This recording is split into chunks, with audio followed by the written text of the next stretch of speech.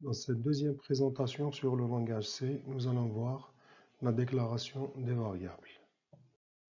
Les variables, ce sont toutes les données manipulées par un programme. Ce sont les données d'entrée, les données de sortie ou bien les résultats et les données intermédiaires.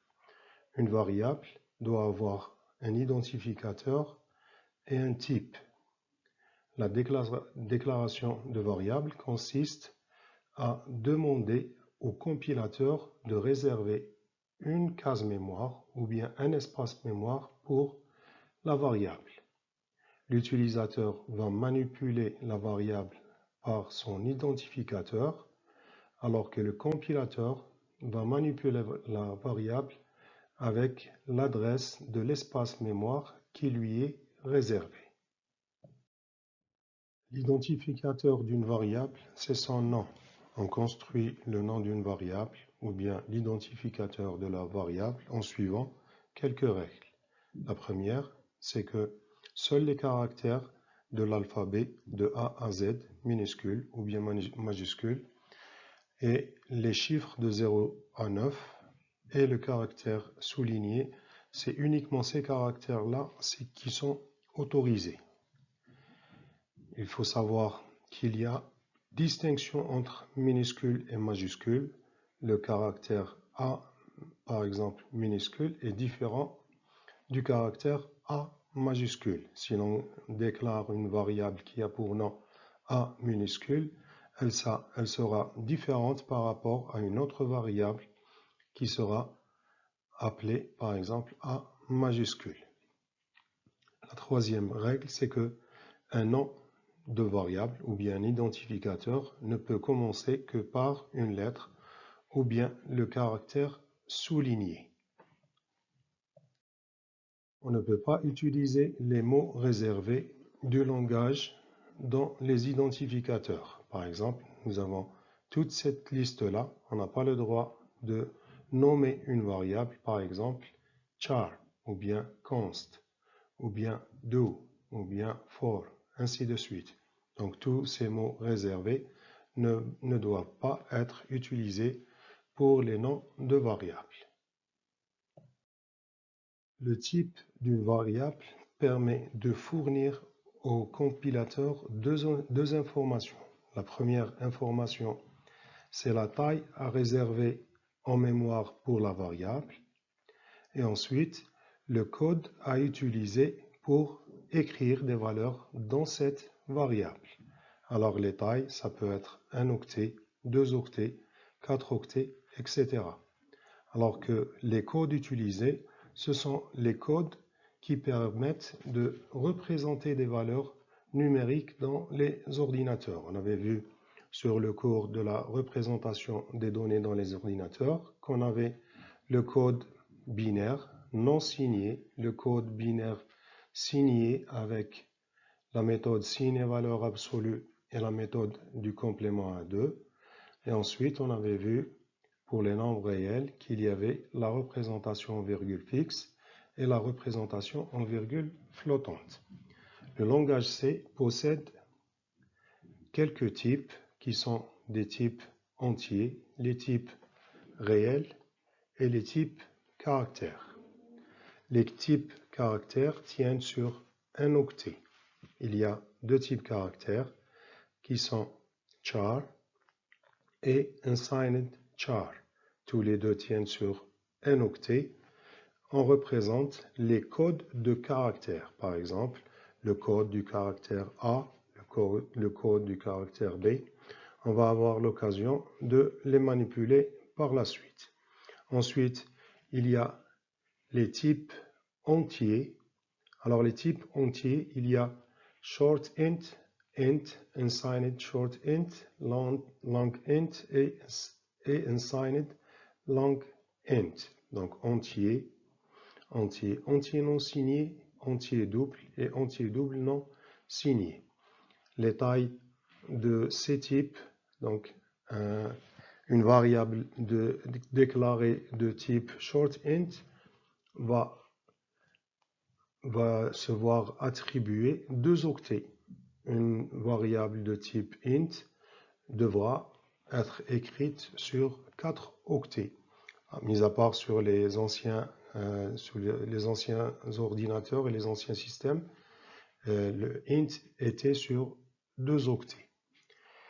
Donc ici, short int c'est 2 octets, int c'est 4 octets, unsigned short int c'est 2 octets et long int c'est 4 octets.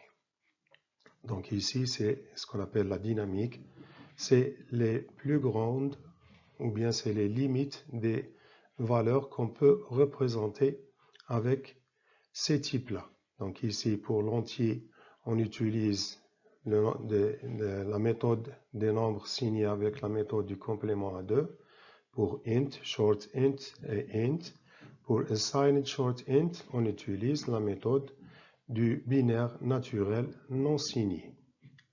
Entier double ou bien long int, c'est également la méthode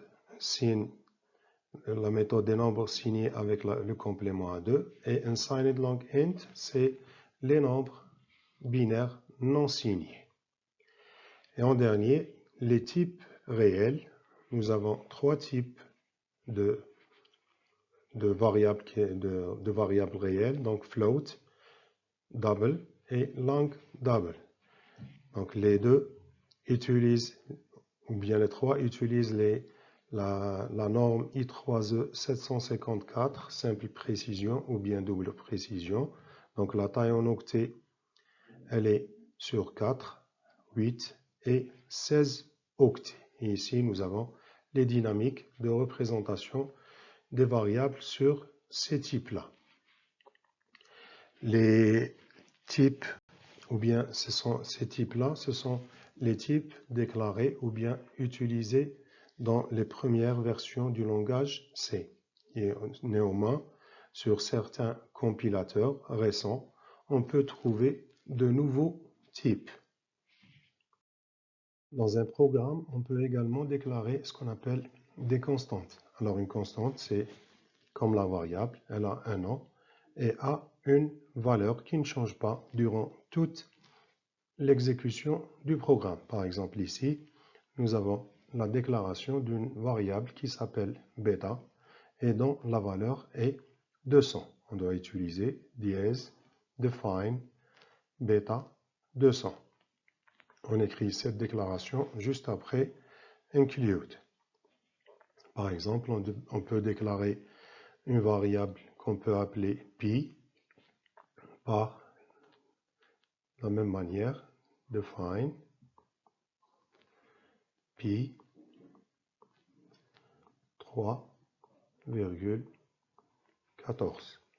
Donc de cette manière, on va pouvoir utiliser durant tout le programme une variable en quelque sorte qui s'appelle pi et dont la valeur reste toujours la même qui est 3,14. Ceci est une constante.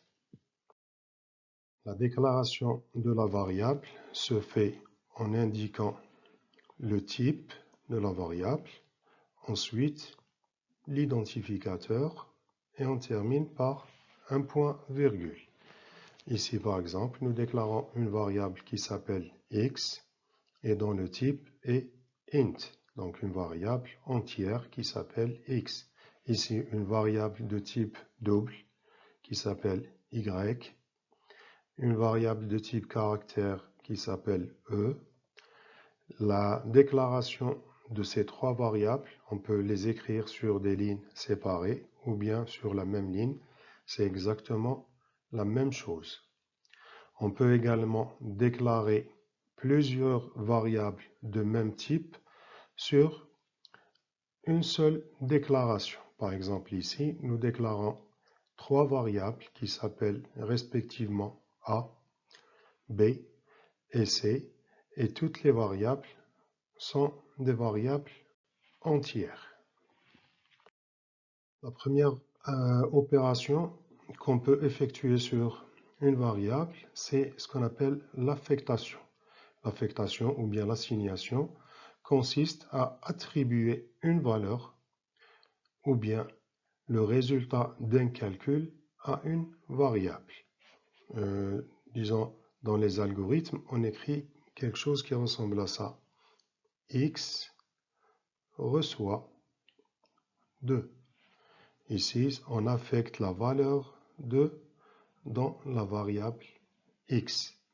En langage C, cette affectation s'écrit X reçoit 2.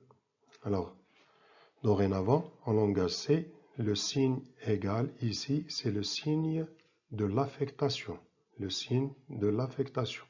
Donc, ça n'est pas l'égalité. L'égalité, on va la voir par la suite, c'est autre chose. Donc, ici, le signe égal désigne l'affectation. Ici, nous avons quelques exemples. X reçoit 2, donc on va mettre la valeur 2 dans la variable X. Y reçoit 321, donc la valeur 321 doit ou bien va être écrite sur les cases mémoire qui correspondent à la variable Y. On peut réaliser une affectation sur plusieurs variables à la fois. Ici, par exemple, I reçoit J, reçoit K, reçoit 1. Ça veut dire que 1 va être écrit sur K, J et I. On peut initialiser une variable lorsqu'on la déclare. Par exemple, ici, dans la déclaration int I, J, K, point virgule, nous déclarons trois variables qui sont I, J et K. Les valeurs initiales de I et K sont inconnues ou bien quelconques. Par contre, la valeur initiale de J, elle est de 3. Donc, lorsque le compilateur déclare les trois variables I, J et K, il ne va rien mettre de particulier dans I et K. Donc, leur contenu ne peut pas être connu à l'avance. Par contre, dans J, lorsqu'il déclare J, il va mettre dedans la valeur 3. Dans la deuxième déclaration, donc float x égale 1,5, virgule, y égale 1.2e-3, point virgule. Qu'est-ce que ça veut dire? Ça veut dire déclarer deux variables qui sont x et y de type réel, float, donc sur 32 bits. La première variable est initialisée à la valeur 1,5. La deuxième variable y est initialisée à la valeur 1,2, 10 à la puissance moins 3. Ceci est l'écriture en virgule flottante d'une valeur, donc 1,3 multiplié par 10 à la puissance moins 3. Dans la troisième déclaration, nous avons trois variables qui sont C minuscule, C1 majuscule bien sûr pour le C et C2. Ce sont trois variables de type caractère. Les trois sont initialisées. La variable C est initialisée au caractère A. Donc ici, un caractère doit être noté entre apostrophes. Par exemple, ici, c'est le caractère A. Par exemple, ça, c'est le caractère B. Et ça, par exemple, c'est le caractère 0. Là, c'est le caractère 1, ainsi de suite. Il faut faire attention. Il faut distinguer entre le caractère 0, qui est différent de la valeur 0, et le caractère 1, qui est différent de la valeur 1. 1, lorsqu'il s'agit d'une valeur numérique, il est écrit directement comme ça. Lorsqu'il s'agit du caractère 1, on doit le placer entre apostrophes. On peut représenter également des caractères par les codes. Ici, par exemple, C1, on lui attribue la valeur du code d'un caractère. Donc, le fait d'écrire, donc ça veut dire caractère, avec l'anti-slash, ça veut dire caractère. Ici, X41, c'est le code du caractère. Ici, le code du caractère est donné en hexadécimal. Le fait de précéder la valeur numérique par X, ça veut dire que c'est une valeur numérique écrite en hexadécimal. Le fait de précéder la valeur numérique par 0, ça veut dire que c'est une valeur écrite en octal. Ici, par exemple ici, C2, c'est le code du caractère qui a pour code 12. 12 en octal. Le fait de mettre un 0 avant le 12, ça veut dire que ce n'est pas un O, c'est 0. Donc 0,12, ça veut dire 12 en octal.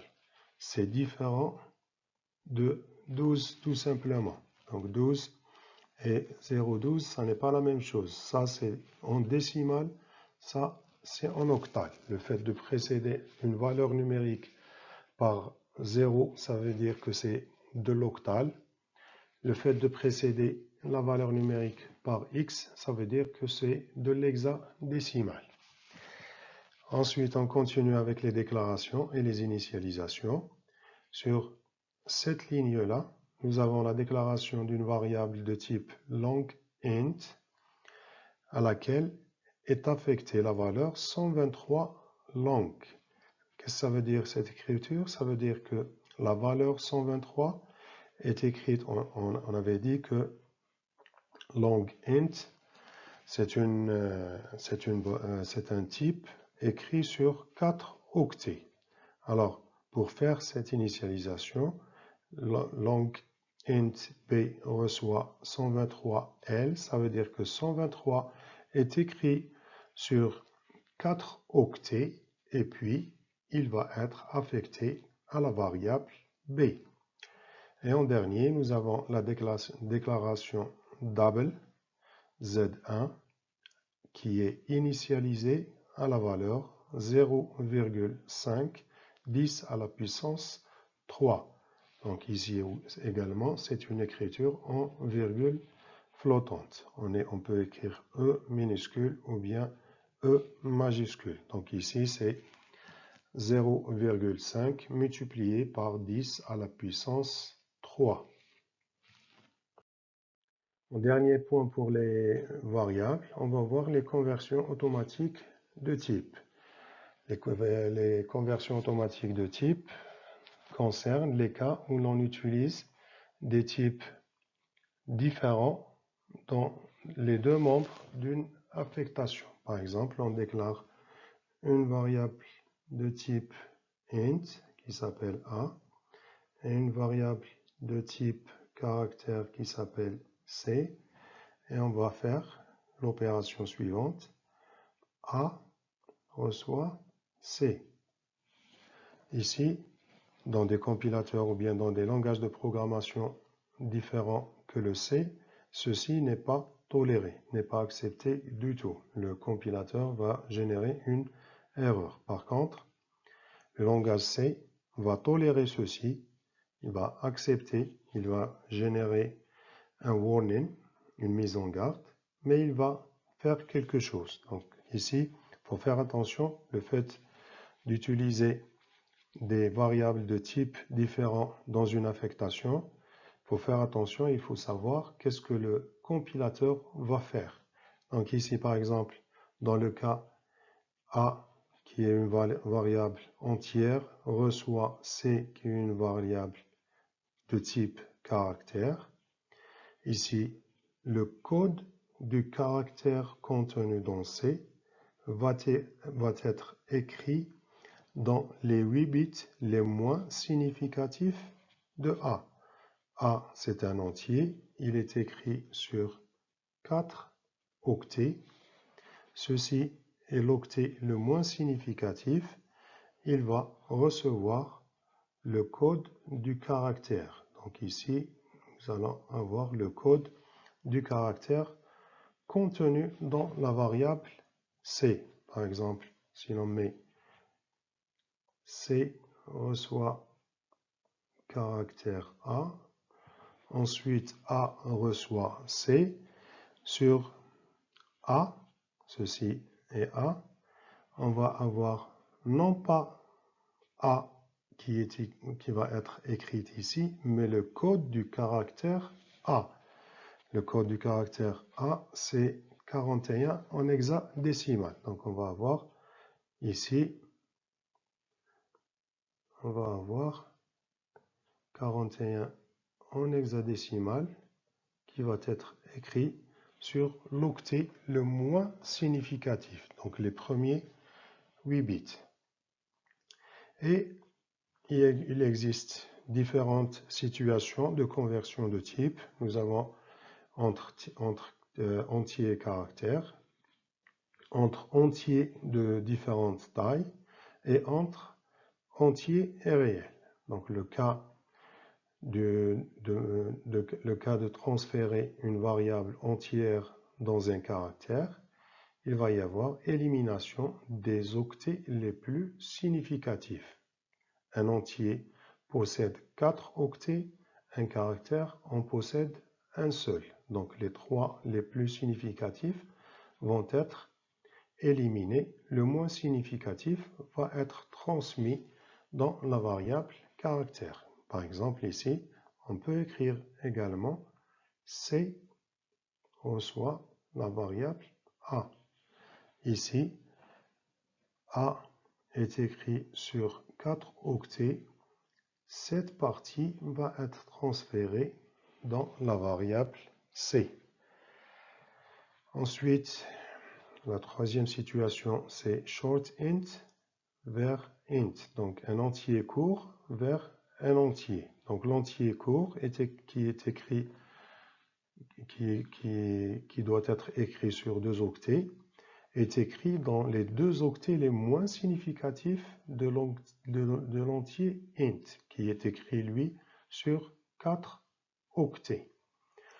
Dans le sens inverse, on écrit une valeur sur 4 octets dans une variable sur 2 octets. Les 2 octets les plus significatifs sont tronqués, sont éliminés. Ensuite, les conversions entre entier et réel, le fait d'attribuer une valeur entière dans une valeur réelle ou bien dans une variable réelle, il suffit ici de rajouter 0.0 et on va avoir la valeur réelle correspondante. Par exemple, le fait de mettre 15 dans une variable réelle va être la variable 15 dans une variable réelle va être transformée en 15,0. Donc ici, sans aucune incidence sur la valeur. La valeur va rester la même. Il va y avoir uniquement 0 en plus. Par contre, lorsqu'on a une conversion d'un réel vers un entier, la partie décimale, elle est éliminée. Donc on transforme un 2,5 en un 2. La partie décimale est carrément éliminée. Donc ici, nous avons une perte de la valeur.